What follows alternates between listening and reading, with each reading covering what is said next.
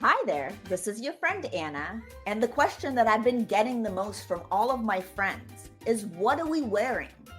This age old question isn't just about choosing an outfit, it's about choosing how we present ourselves to the world. I created the I Want Her Shoes podcast to dive deep into what it means to dress with intention, whether you're heading to a council meeting or just having a casual day out with your family. Join the conversation as we explore the power of personal style and the decisions that shape our public personas. Put on your favorite pair of shoes and step into my closet.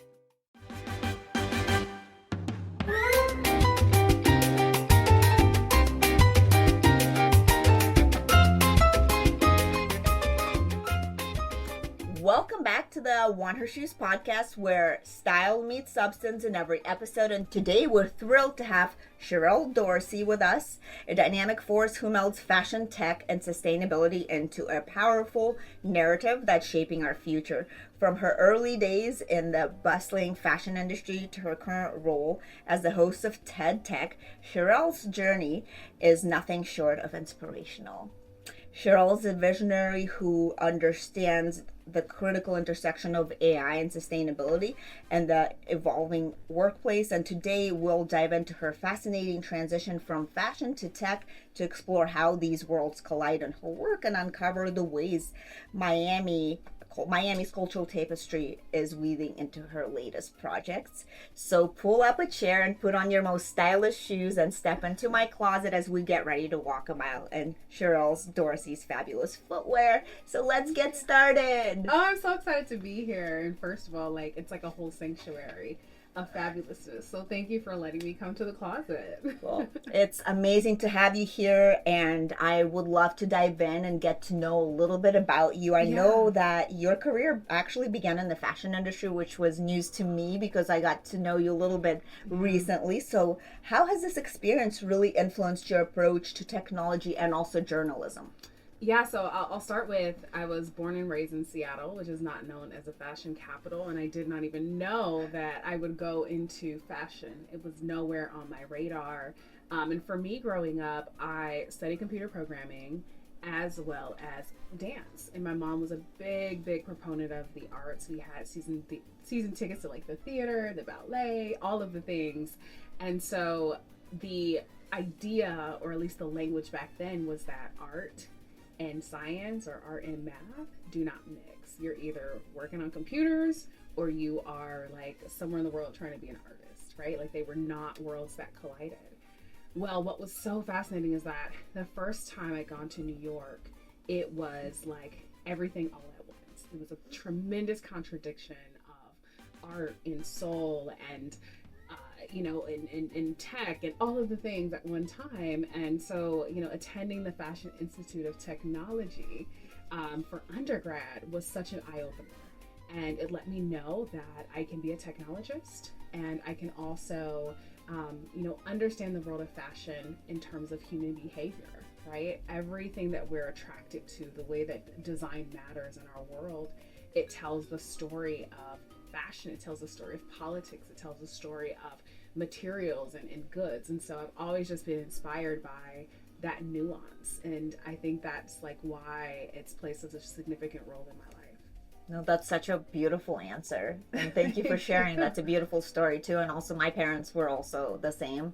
They thought that you're either good enough to be an artist or you're like going to be something else. Yeah. And I wanted to be an artist, but they said you're not good enough to be an artist, so you're not going to go to art school. Yeah. But again, I kept on bringing art or creative things into my life, and now I'm going back to the creative part. So I guess we always find out later. I think we've returned back to it. Yeah, exactly. Yeah.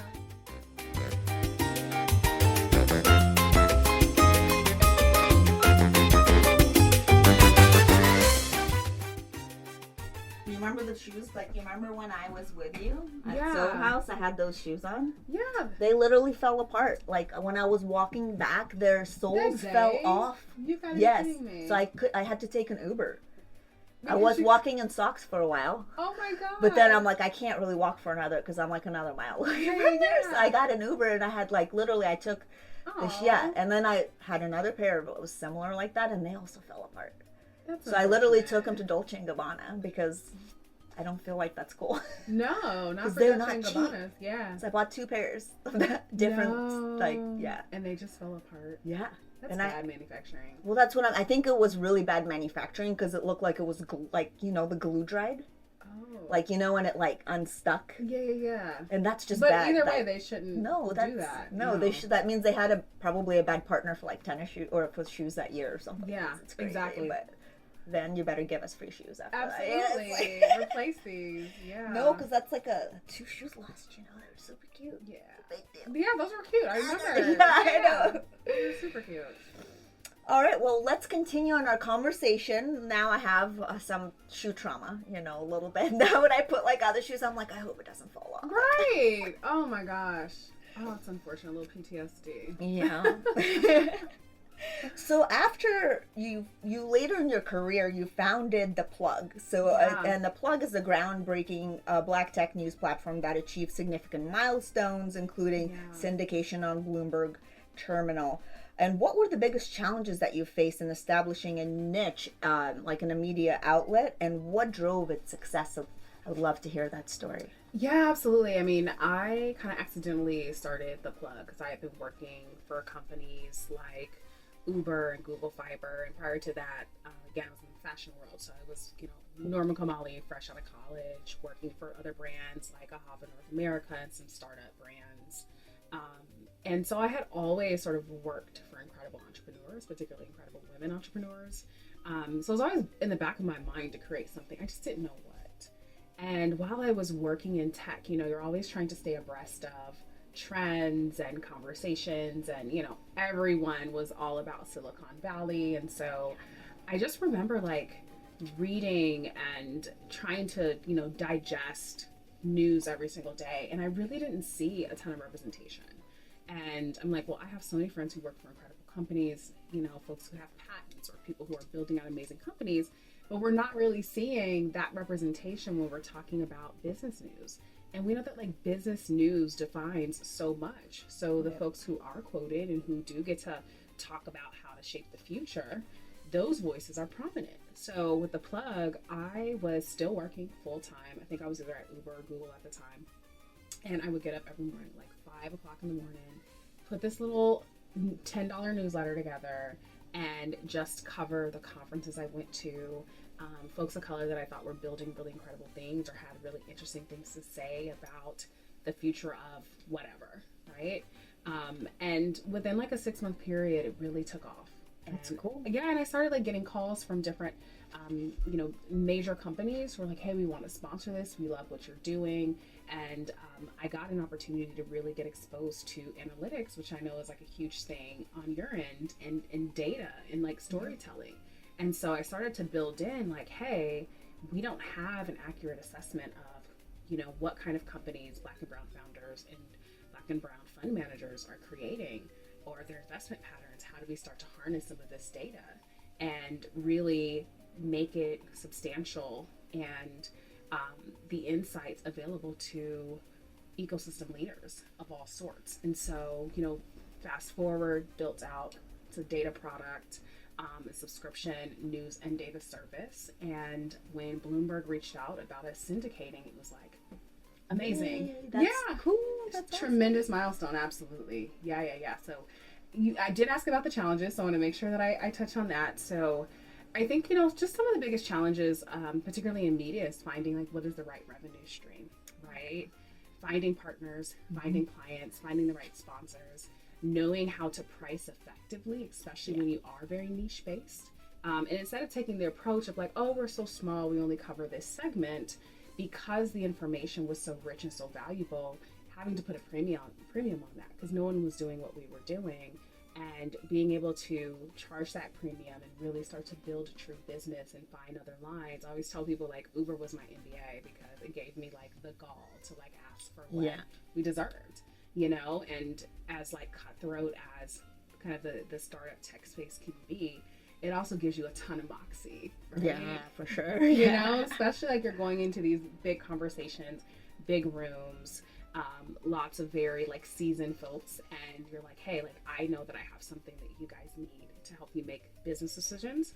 So this insight and this analytics, what are you willing to pay for that? And then of course, like structuring licensing deals and just not really knowing what I was doing along the way, right? As you build something from the ground up, but just having to have a lot of open conversations with other entrepreneurs, building community with others to kind of learn how to better price, build relationships.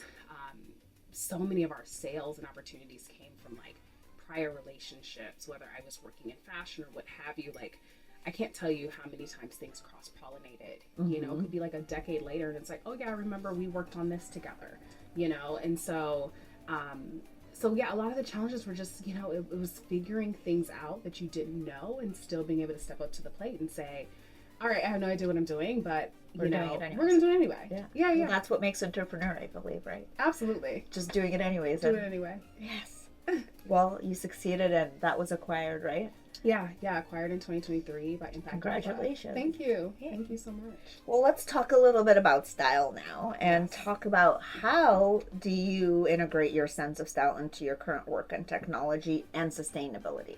Yeah, so I've been trying to be very thoughtful about you know, what style looks like, and style expanding beyond just apparel and shoes, right? Which we all love. Like, I'm a shoe girl. Not as big as a shoe girl as you are. I have to step my game up. But when I look at brand story, when I look at quality, when I look at sourcing, you know, we have been living in a world of fast fashion for, you know, over 2 decades now. And I think that a lot of us who are true fashion lovers, like, understand good quality. And I think we also appreciate designers that come to the table with something both unique, that also we know is going to be of high quality, right? We love pieces in our closet that just feel like they were made with care and made with love. And as much as, like, I don't believe everyone is a tree hugger, I tell people, like, I'm a tree hugger, but, like, I'm also a girl who loves fashion. I love makeup. I love shoes. You can be both. You can be all the things, right? I was like, I'm not your typical tree hugger, but those things still are important to me. Ingredients are important to me. High quality materials are important to me.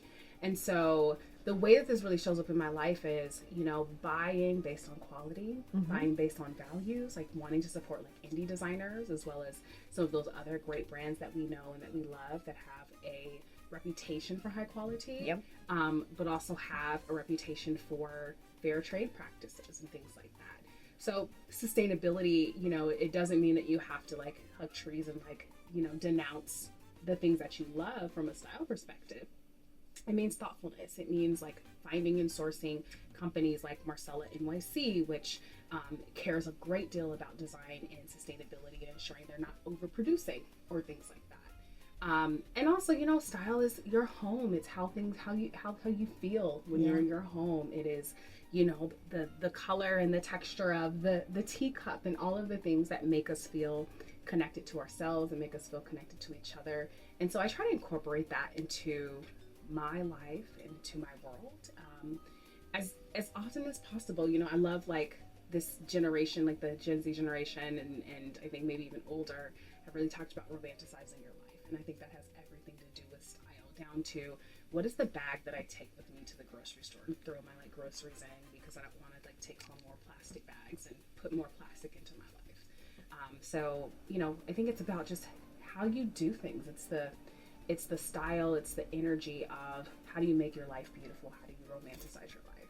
Yeah, no, I totally agree. And, you know, this suit actually is my husband's suit. I had it redone for me because he couldn't fit into it anymore. But it's a Dolce & Gabbana suit. It's, you know, it's vintage now. Yes. So, but yeah, you could that's sustainability. Like you reusing things that you already have or reuse it, what recycle. You have in your house. Right? Yeah, So, absolutely. I love that. That's very cool because nobody has it.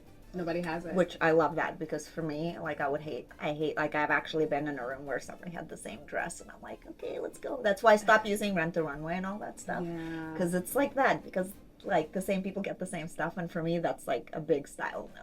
Yeah.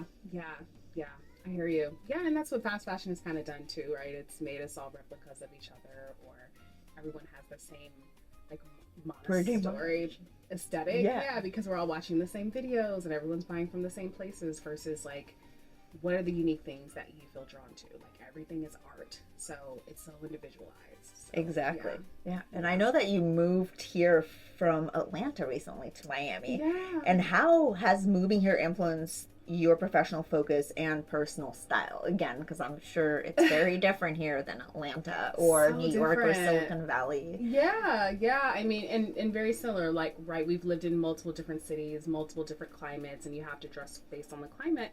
But I will say that coming back to Miami, you know, as I was telling you earlier, you know, I always can tell when I am like fully immersed in Miami because my wardrobe starts to lighten up again. I go from like lots of blacks and lots of dark chocolates into, okay, let's throw some reds, let's throw some pinks, let's throw some blues and some yellows, and I feel brighter. And that's really what I wanted in being here is, you know, water is so calming. It's so peaceful. So being surrounded by water is amazing. And Atlanta's a great city, like, don't get me wrong. But there's something about, like, the sun being out majority of the time, being able to overlook the water, that just brings a sense of balance and calm, especially as someone who lived in New York City for most of my adult life, where hustle and bustle and, you know, everything was urgent all the time. There's this kind of grace of being able to sit and just enjoy. And then also to appreciate just the natural like coastline and some of the natural amenities that we have being part of a coastal city. And so I think a great deal about some of the resiliency efforts that are happening here in Miami. So like Miami Climate Week, and all of the kind of different initiatives that are happening to ensure that you know, Miami continues to be a city to enjoy, and all of the great innovations that are happening in the city, everything from like 3D printed entrepreneurs like that who have these really crazy ideas and they're working and they're partnering up with different municipalities to like, you know, create protections, and even like the Miami-Dade Innovation Authority. I've served on it as a judge to a lot of their public challenges, innovation challenges, and they do some great work between public and private partnerships and startups and getting folks to solve major issues, be it around transportation or like seagrass, seagram, like all the buildup on the shores where they could turn that into like mulch and things like that. All of these really cool, quirky things that we don't have to think about on a daily basis, but help the world go around and operate. So I think Miami has some interesting assets, as well as some really interesting thinkers and people who inhabit this city. True. Well, come to Miami, guys. It's awesome. No, that's a great answer. I agree. And has the city at all inspired you to start any new projects or shift your career focus at all? Because it sounds like there's so many exciting things that are touching sustainability that you're really passionate about. Yeah, I don't know if it's a change. I was really on this journey around like, what is my role in helping to move the climate conversation forward, to move sustainability forward. And so, you know, I've really had the privilege of connecting with different folks in this community that are also connected to other cities who are doing just amazing work. And I think part of like my work as a host of like TED Tech and doing a ton of like climate communications on the back end is really ensuring that information is being shared, especially big ideas as like startup ecosystems are trying to figure out like how do we invest in and create new unicorns from companies that are focused on things like energy, you know, climate, water, food, all of those things. And so, you know, once a journalist, always a journalist, but also the storytelling aspect is so significant because we can talk about like, oh, you know, carbon emissions reductions and things like that, and that can go over folks' heads, right? Versus, oh, you know, your electric bill will, you know, decrease because here are some tools to harness energy from the sun by putting solar panels on your roof, right? It's a very different. That changes the conversation. It changes the conversation. Okay, we'll have it now. Yeah, exactly. Or even just opportunities for job creation, right? Yeah. Which is something that, you know, is what, you know, entrepreneurs do. Entrepreneurs create jobs. And so, you know, that is really important, especially in a city like, you know, Miami that has a ton of talent and is looking to really like, you know, skill up, you know, future generations and existing generations that who have like done work, whether it's construction or what have you, like those are still skills that are needed in kind of the green economy.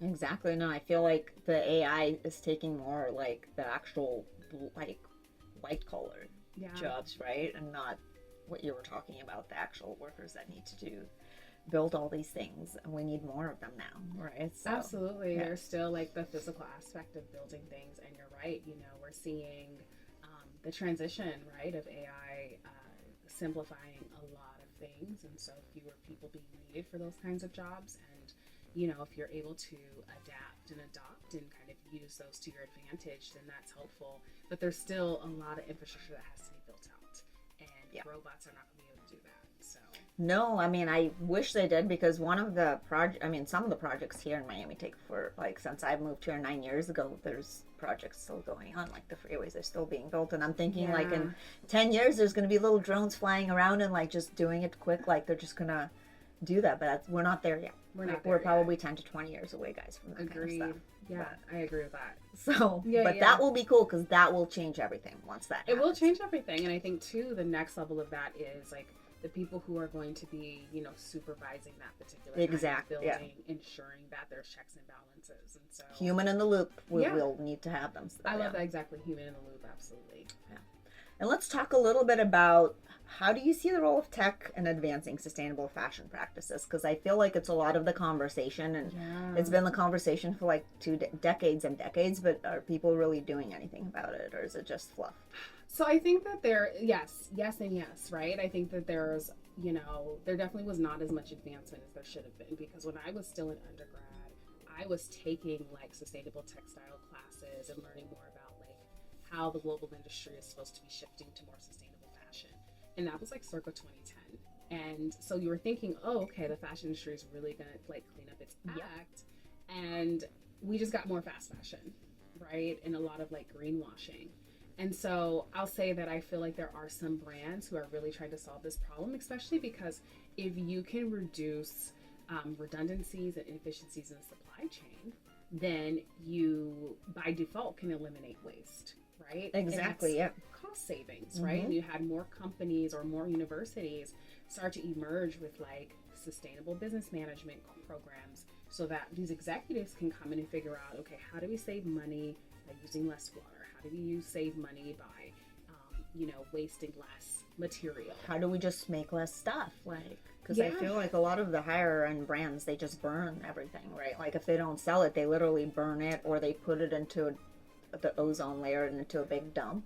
So how do we figure out how much exactly of the inventory we need, right? Exactly, like, and that's where tech comes into play, right? Like that's where like AI can come into play. Like how do you build based on what you know the demand's going to be, so that you are still protecting your brand and you're not over making. Maybe you're making these like exclusive lines. You're able to charge a premium, and there's still a level of craftsmanship. And so I think that there are, some brands, large and small. One of my favorite designers, Mara Hoffman. Me too. Yeah. She like recently, decided to shut down her company, but for years, she had all these amazing sustainable principles, and her pieces were just designed with the ethics around sustainability. And there's a lot of designers that are following that same trend and building in smaller batches, using dead stock, to make garments.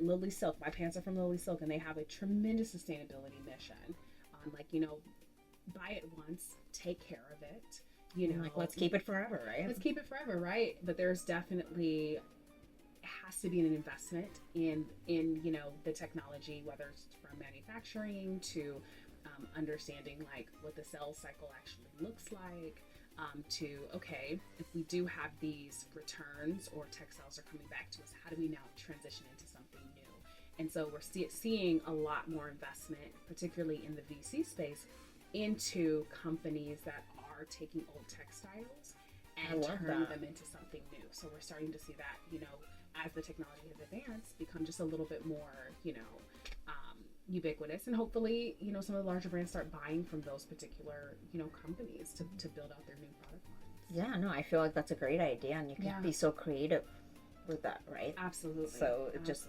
brings out new styles and new trends. Yeah.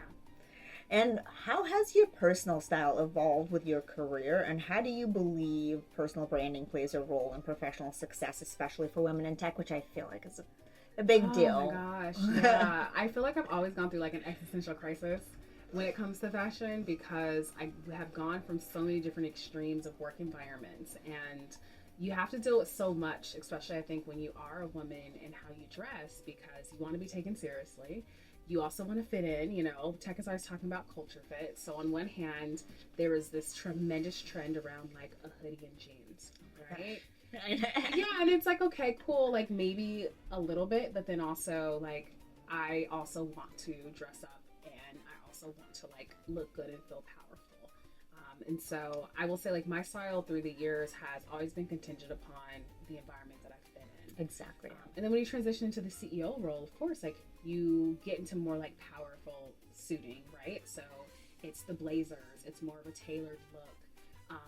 Today, like I try to dress for a sense of simplicity and chicness, right? Like I don't actually want to think about what I put on. So in the past, like I've hired amazing stylists. So Germany, Gerald, Gigi and Style Co. has, I think from the beginning when I first started my company, assisted me with pulling looks together, especially for speaking engagements or on panels, right? You're promoting a company, you have to look good. You're going to be on television, you're going to be in editorials. So I needed that extra help and that extra touch because sometimes like we don't actually know what looks good on us until you have someone who has a great eye and is like, okay, try these colors or try this, right? And there's nothing wrong with getting a little bit of help. Not everyone can be like a Diana Ross and just, be very effortless. And so, and I love to read a lot of fashion books, right? And just know-hows. I like books too. Exactly, because you get that exposure, and also like I started to really, especially during the pandemic, right? I mean, I think a lot of us kind of like went from the extreme of like, okay, we're in our pajama pants to, okay, let me like tailor this up a little bit. So, everything from like buying foundational pieces to going through your closet and knowing like what actually fits you well for your body type. And as a woman, like we fluctuate throughout the month, right? And like having to fall in love with our bodies as they are and accentuate the things that we really love and, and tuck away the things that maybe we don't so much. Yep. And part of that too is also making a list, and I'm probably a little bit neurotic because I have an actual like on my iPhone, like I have a full list of like designers that I like, brands that I love, influencers that I like to follow because I love their style. I love how they put things together. So also like I kind of have a roadmap, right? And like I don't know if you're a big Pinterest girly. Yes, I am. Of course, that was like the official, like I mean, that's where everything is saved. Exactly, right? And so I'll have like, okay, conference looks, date night looks, what have you, and it gives me a bit of a guide. But my biggest focus is on, how do I buy quality pieces so I'm not having to rebuy again because that's annoying. I'm still working on expanding my color palette. Which brands, either higher end or just high quality, do I really want to make investments in and support? And in some cases, like a little less is more. Like, let me have a couple of statement pieces, but foundational. I should be able to get up and say, oh, here's a top, here's a pant, throw on some accessories and let's go. Yeah, make it simple. Make it simple. I'm sure having those help from the stylist probably helped you kind of have a better eye as well yourself too, right? Yeah, because she stretches you, and whomever you decide to use, like they can stretch you a little bit, and they're also good at just sourcing and finding because they have great relationships with brands and designers, right? So they pull ideas and things that like I would have never, and quite frankly, actually, like where did you get this? Right. Like where did you find it? I don't like shopping. I know what I like. But it was also helpful to have some support around, okay, here's the look. We'll get everything ordered and send it to you and just try everything on. Whatever doesn't fit, we'll take it back for you. And that was the most incredible service I've ever paid for in my existence. I kid you not. Yeah, no, that sounds like a time saver. Yeah, like, yeah. For real. For busy women, yeah, for sure. Absolutely. And I think too, it's like if you and you don't always have to hire a stylist, right? All of these other like major companies now have style shoppers. They do. They do. L'Oreal has really good people. Okay, see, I didn't even know that. Yeah, I know like Saks, Nordstrom, like whatever your kind of price point is, there are people who will come, they'll pull looks for you and they'll kind of assist you. So there's also ways to do it, on a budget. And I think that like for all of us, especially we go through different transitions in our lives, especially just as women, whether maybe you're becoming a mom, maybe you're in a new relationship, whatever it is, like sometimes you just need that your next level. Right? You do, no, and you need somebody to like give you a fresh look and stuff. Yeah. Cool. Well, that was awesome. And now I'm going to ask you some quick fire round. Oh gosh. Okay. Questions and see what your answers will be. And high fashion or high tech? High tech. Startup culture or corporate structure? Startup culture for sure. Yes. East Coast or West Coast fashion? East Coast. Yes, girl, all the way. Digital detox or always connected? Always connected. I like want to take my phone off of airplane mode now. We're almost done. Runway show or tech conference? Runway show. Me too. Yeah. Early bird workouts or evening wind downs? Early bird or I won't do it. Me too. I like literally will make any excuse. I'll drink a glass of wine. I'm like, I can't do it now. Podcasts or audiobooks? Podcasts. Me too. Power suit or casual chic? Casual chic. Yep. Handwritten notes or digital memos? Handwritten notes, honey. All my the handwriting sucks, but I still do it. Yeah, I need to do it too, because otherwise, like, I won't remember it as well. Like, the task. Okay, like, wait, do you have personalized stationery? Because I feel like that's going to be the next level of the woman I'm trying to become. It's like, I don't, but now that I have the podcast, I'm going to get, like, podcast stationery. It's going to be so cute. Yeah. And then we'll hand that out to the guests. So you guys can use that and remember about the podcast. I love that. Yeah. Coffee meetings or virtual hangouts? Coffee me, please. Yes, I think we're all over virtual hangouts. I think so. Like, zoomed out. I'm done. Yeah. Well, thank you so much, Sherrell, for walking us through your incredible journey from the fashion halls to the tech innovation labs, and for sharing how these worlds blend beautifully into your work. And it's clear that whether you're navigating city streets or digital pathways, you do it with style and insight. Thank you for having me. Of course. And the last thing I want you to do is I want you to share the beautiful shoes that you brought with you and tell us the story. Oh my gosh. Yes. Okay. So, I had to think a lot about this. So these are my favorite shoes. One of my favorite pairs of shoes. So I call them my combat boots. They remind me so much of New York, my time in New York. I probably bought them. They look like New York. They look like I see Carrie wearing like her skirt with those, you know what I mean, with her belt and everything. Like exactly. And I actually love to wear them when I go to New York because, you're always walking. They've got a thick, nice sole heel, but they also like mean business. They have this like badass feel to them. They're like the least feminine boot and shoe that I actually own, but they're fun. And I feel like when I need that sense of like strength or confidence or courage, it just puts that like New York vibe, into my world. And so the other thing is I've probably owned these for like 10 years. And so I've gotten like the soles redone. But they look like they're new. I mean, like they look. Oh yeah. Oh, I get like them. It's trendy now to look like you're worn out. Yeah. People pay money to have like things that look like they're 10 years old. So they're worn, but I try to get them like polished. And, no, they look amazing. Yeah, and so I've kind of like I said, I try to keep things that I love and not just like throw things away. And they're well made. They're like, they're like Michael Kors, when Michael Kors was making like actual like nicely made shoes. And so, they just, does he still make shoes now? Lots of sandals. Okay, maybe sandals, because I guess maybe before I feel like he was more heavy into shoes and stuff. Yeah. And bags. He makes everything at this point. Yeah. And so, so they're just my favorite, and I don't think I'll ever be able to get rid of them. But like, if you look inside, like there's some, you could tell these are old, but yeah. Well, thank you for sharing that story. Thank you. Now I'm going to ask you to pick a pair from this closet to see which one is like the most you. First of all,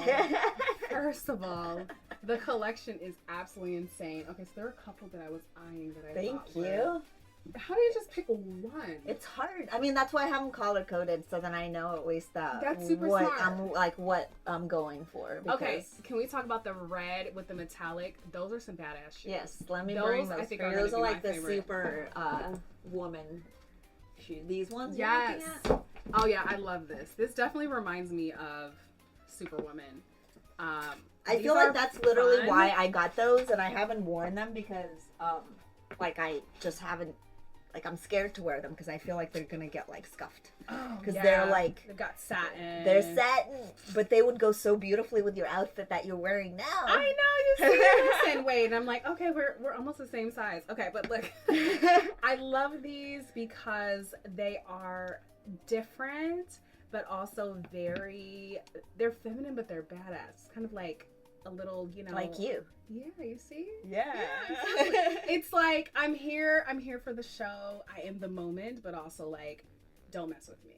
Exactly. You know, I love them. So also just every shoe in here. So when you leave and shut everything down, I'm just gonna be in here like trying everything on, just playing dress. Hey, that's what it's for. It's about, like, when I come here, I have a bad day, I come in here and I spend like even 5 minutes and I feel better. I love that. You know what I mean? Like, I love this being a happy place for you. Yeah, this is the fun. happiest place. That's why I decided to do the podcast, to bring people into a happy place, because every time I bring people here, like, it's fun. Like, it's fun. Emotions come out. People Yeah. get, you know, like, the stories come out. You think about, like, different outfits and, like, the time that you had fun with your girlfriends dressing up, or, you know, like Sex in the City. Like, that's what I think about when, you know, and that's, I guess I grew up watching that. That definitely influenced me. Yeah. To start the collection. And since, you know, I didn't think fashion was for me, I did it on the side, but now I'm back in it. I love it. All the dimensions. I'm here for it. Yeah. Well, thank you so much, Sherrell. Again, it was amazing to have you. And to our listeners, thank you so much for tuning in. And remember, style isn't just about what you wear. It's about how you carry your passions and dreams into the work you do every day. And I think, Sherrell, you kind of said that yourself, too. And we hope that today's episode inspires you to blend your personal and professional worlds with the same flair and precision as Sherrell.